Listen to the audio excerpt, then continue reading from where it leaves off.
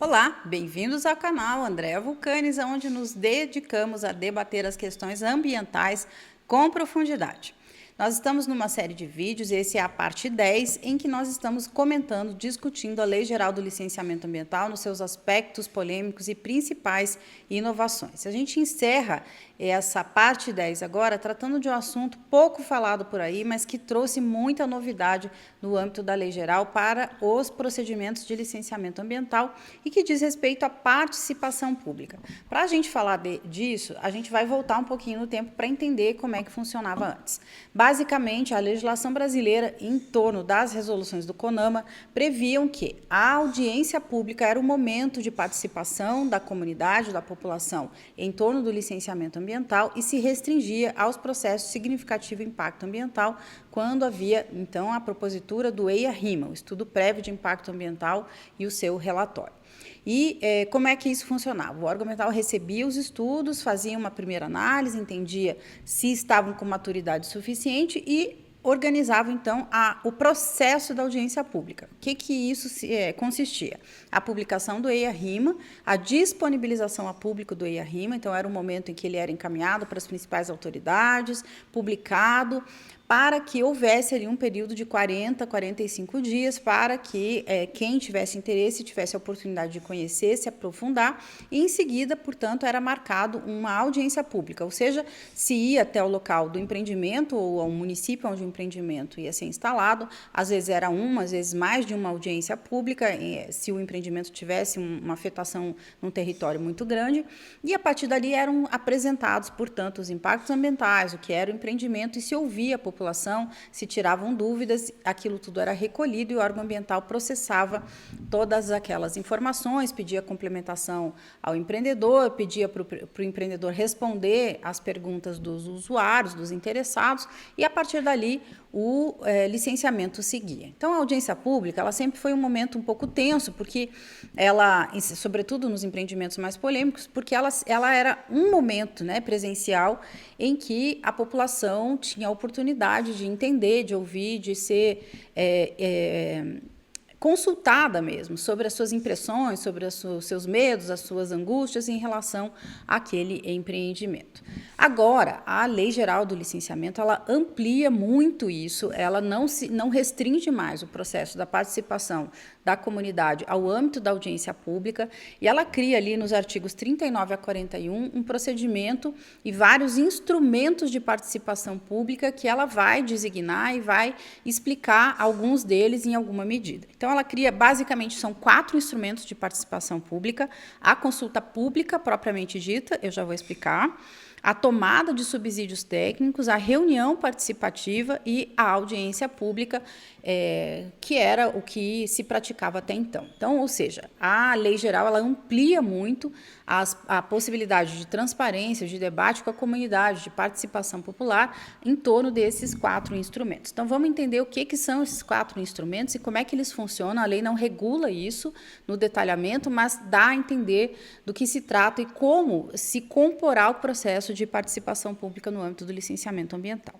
Muito bem. Com relação à consulta pública, a lei ela amplia, ela diz que ela pode ser um instrumento usado não só para os empreendimentos de significativo impacto, mas como a qualquer outro empreendimento licenciável. Ela também estabelece que ela pode acontecer num período ali de 15 a 60 dias, então seria um processo em que o órgão ambiental abre a consulta pública para receber informações, para receber dúvidas, para receber os questionamentos da comunidade. Então, ou seja, é uma abertura de um tempo no âmbito do licenciamento ambiental, entre esses 15 e 60 dias, para a colheita de subsídios, para a colheita de informação e para entender, então, qual é a demanda, quais são as angústias, o que é que aquele empreendimento pode provocar naquele território e compor isso dentro da análise de impactos ambientais no processo de licenciamento ambiental.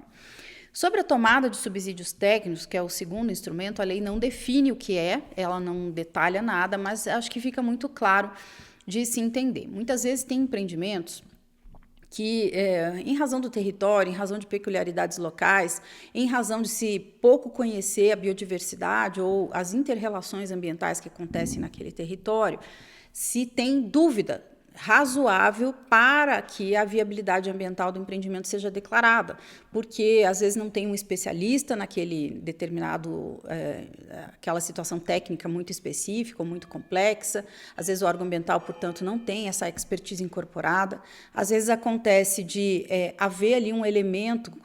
sociocultural ou até mesmo no meio físico-biótico muito específico, espécies endêmicas, enfim, alguma situação muito detalhada ali, ou muito específica, muito fora da rotina, da normalidade, que implica num aprofundamento técnico sobre esses aspectos. Às vezes são relações, às vezes o empreendimento está trazendo algo que não existia naquele território e aquilo pode provocar ali alguma situação desconhecida ou que não se tenha conhecimento suficiente. Então, a lei agora ela prevê, dentro do processo de participação pública, essa tomada de subsídios técnicos, que seria mais ou menos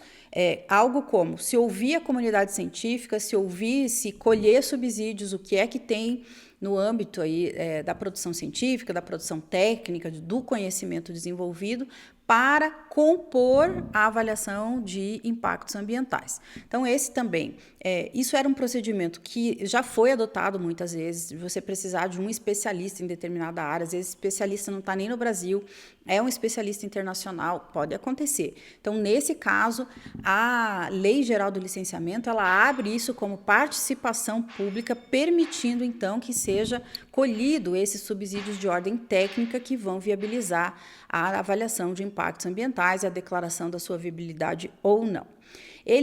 A lei ainda cria como terceira categoria de participação pública a reunião participativa, e aí esse conteúdo da reunião participativa também a lei não detalha do que se trata, mas basicamente o que a gente observa muito nos licenciamentos é acontecer ao longo do processo de estudos. Então, se vai a campo, se faz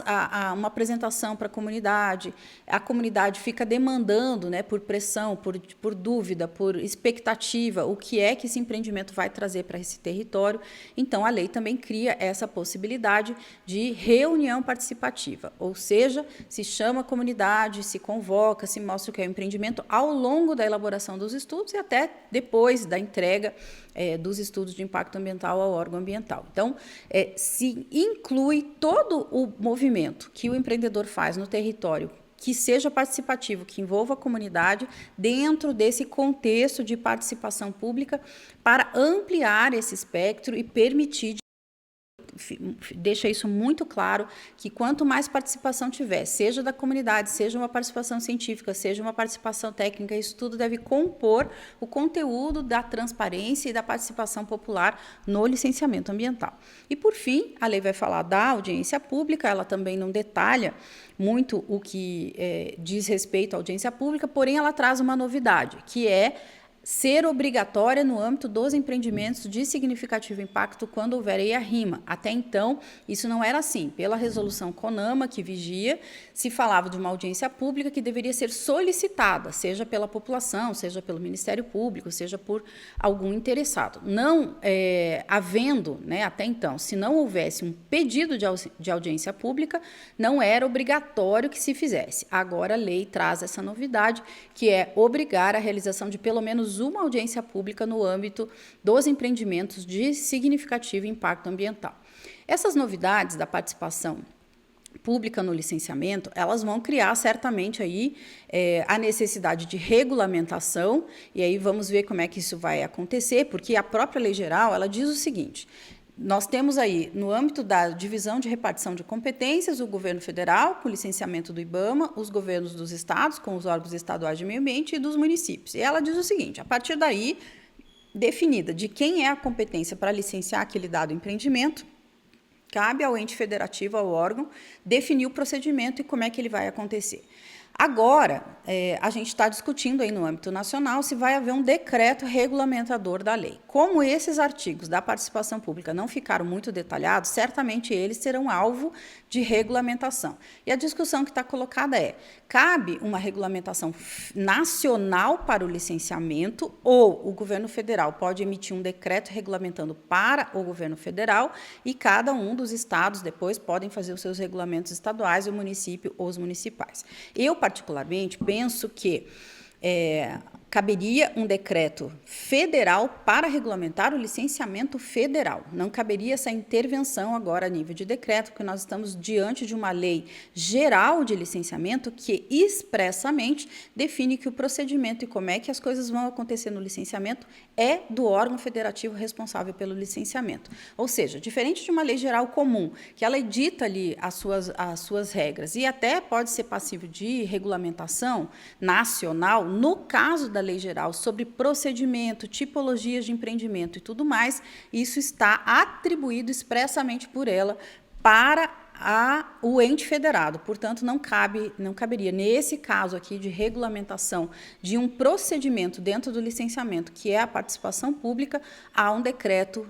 federal. Vamos ver aí o que é que vai acontecer, como é que o governo federal se comporta diante desse contexto, e a gente já sabe que isso também vai ser uma polêmica, porque a lei está no âmbito aí das ações diretas de inconstitucionalidade. Esse aqui não é um ponto, por exemplo, sobre a regulamentação, se cabe ao ente federal ou não, mas a cada movimento que acontecer aí no âmbito da lei geral, até que ela se estabilize no sistema jurídico, a gente pode saber que pode haver novidades em torno desse tema. Bem, nós estamos fechando, então, o assunto da Lei Geral de Licenciamento no que diz respeito aos seus aspectos polêmicos, aqui nesse vídeo 10. Já peço para você que seja generoso, deixa aqui o seu like, comente esse vídeo, porque assim eu posso compreender se você está gostando, se isso está sendo útil para você. É importante eu conhecer um pouquinho melhor quem é você, de onde você fala, qual é a cidade, se você é um responsável técnico, é um empreendedor, é um analista de um órgão ambiental. É super importante para que eu possa conhecer um pouquinho você também. Então, fica esse meu pedido aqui. Não esqueça de deixar o seu like, não esqueça de trazer o seu comentário, dizer de onde você é e o que é que você está achando dessa série de vídeos. Acompanhe na sequência os próximos vídeos, eu vou anunciando por aqui, para que a gente possa, juntos, construir um patamar de profundidade em torno da pauta ambiental que nos permita transitar por essa temática aqui no Brasil de uma forma mais consentânea, de uma forma mais centrada e menos ideologizada. Um abraço para você e até o próximo vídeo.